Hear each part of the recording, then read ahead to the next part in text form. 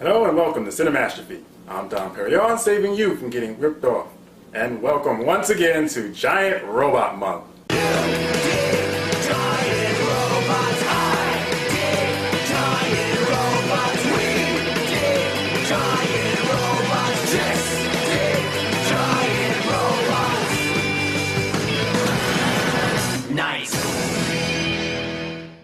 I have experienced pure ecstasy, and it comes in the form of Robo Wars.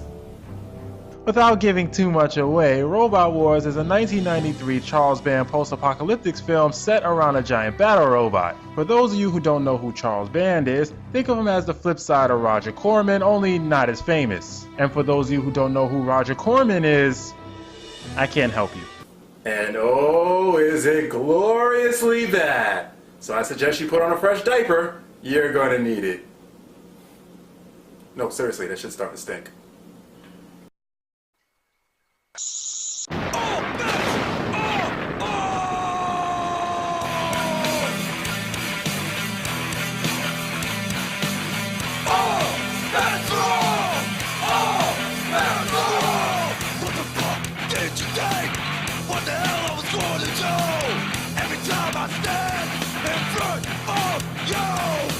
So you don't have disrespect. How far can you take that bullshit? Now it's time to get this shit on. Oh, that's wrong. Oh, that's wrong. Oh, that's wrong. Oh, that's wrong.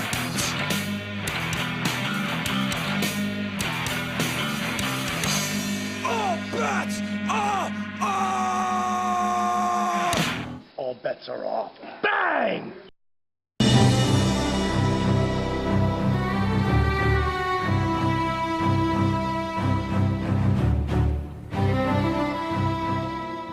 So our movie begins with a panning shot of a metal wall. Great establishing shot there, guys. Just wonderful, wonderful. It tells me all I need to know about a metal wall. And just listen to this music.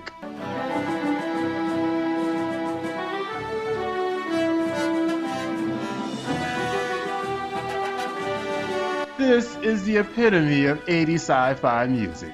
It doesn't get any cheesier than this. We then cut to a giant scorpion battle robot piloted by our main character Drake and his sidekick Stumpy. Okay, Michael Bay, even a Charlie Band movie could get Scorponok right.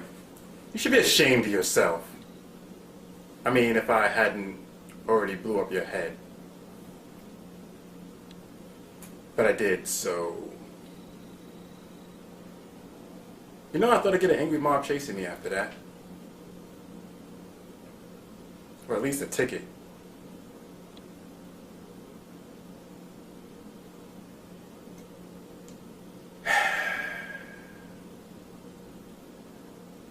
Now Drake is one of the greatest characters ever created. He just oozes awesomeness. In fact, we're going to be counting down his awesome factors throughout this review. Awesome factor number 1. He pilots a giant robot. Not only does he pilot a giant robot, but he can pilot any giant robot. That's pretty badass. Drake works for this scumbag boss whose only concern in life is making money. He runs this tourism gig where people pay to ride a giant robot to this ghost town and back to the regular city. During a routine run, the giant battle robot, which is called Mega 2, is attacked by a group they call the Centrals. Drake doesn't want to launch an assault on them because he's carrying passengers. That's right, Drake is a man of the people. I don't know what people, but he's a man of them. Because his boss is trying to sell a mega robot to the Eastern Nation, he orders Drake to attack anyway to put on a demonstration. This part kinda didn't make sense to me since this is supposed to be the last mega robot in existence. So what exactly was he selling them?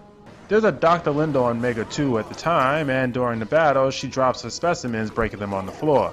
I like how she just picks up the broken glass with her bare hands. Specimens are probably just dirt anyway. I would make fun of the effects, but it was 1993, so all I can say is you'll get a good laugh out of them.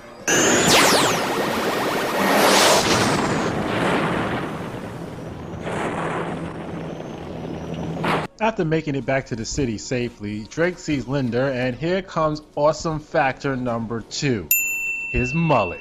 Just look at that thing. It is the world's most perfect mullet. I have never seen a perfectly aerodynamically shaped mullet until now. Even after wearing a pilot's helmet, every strand is still in its proper place. It is the holy grail of mullets. Drake overhears Linda complaining to her reporter friend Annie about the firefight, and in his world of awesomeness, this is a cue to hit on her. Excuse me, miss. Did you call me an asshole? You broke my specimen, you jerk off. Are you busy tonight? Excuse me? You do have brain damage, don't you?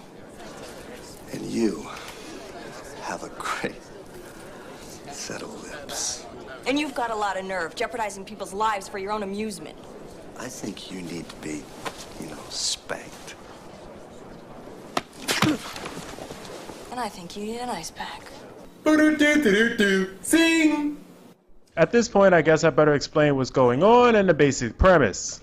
Apparently, 40 years in the future from 1993, North America has been split up into 3 sections.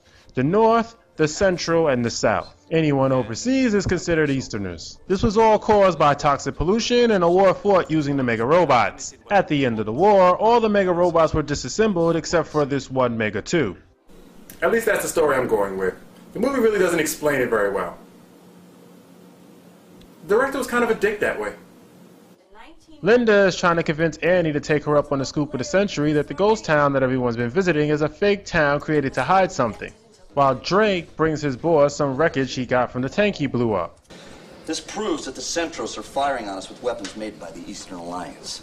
That hunk of junk doesn't prove anything. Look at it! Okay! Which brings us to Drake's awesome factor number 3. He emphasizes and exaggerates everything he says. From hitting on women to insulting his boss. He wants to make sure that it comes through clear. Which brings us to his awesome factor number 4.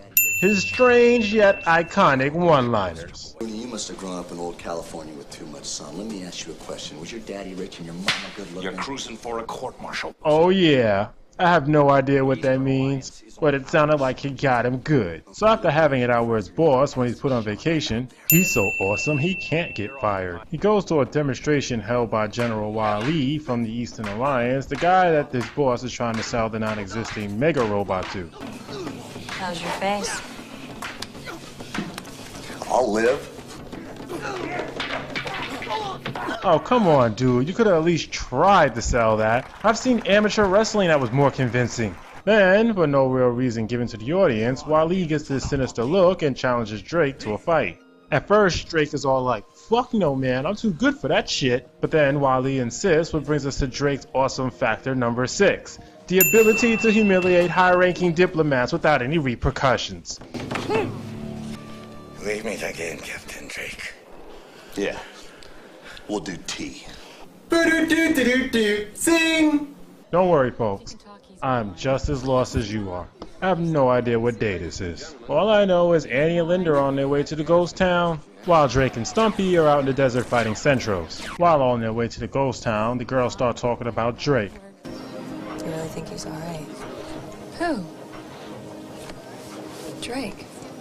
I thought you didn't care. I don't. Awesome factor number 7. Even through hatred, chicks still Okay, dig forget it. it. Hey, folks, this is your pilot, Captain Bowles. His name is Will Balls. Once they hit the town of Crystal Vesta, they decide to stay with the tour group before splitting off and doing an investigation. The last surviving example of a typical southwestern community from the days when the Southwest was actually part of the United States. Well, as people around here used to say in those days, ladies and gentlemen, have a nice day. As they used to say, what do they say now? Fuck my life? Actually, that would make sense. And this town brings up a lot of questions too. Why doesn't anybody live there? It's clearly capable of being inhabited, so why isn't it? And where do people live now? They live underground? Why? The air is clearly not toxic. They're walking around in it just fine. And is this town the only tour they go on there and back? There are no other places for this robot to take people? And considering how exposed this area is, why doesn't Centros just show up and kidnap the tourists like they do in Mexico? These and other questions will not be answered after these messages.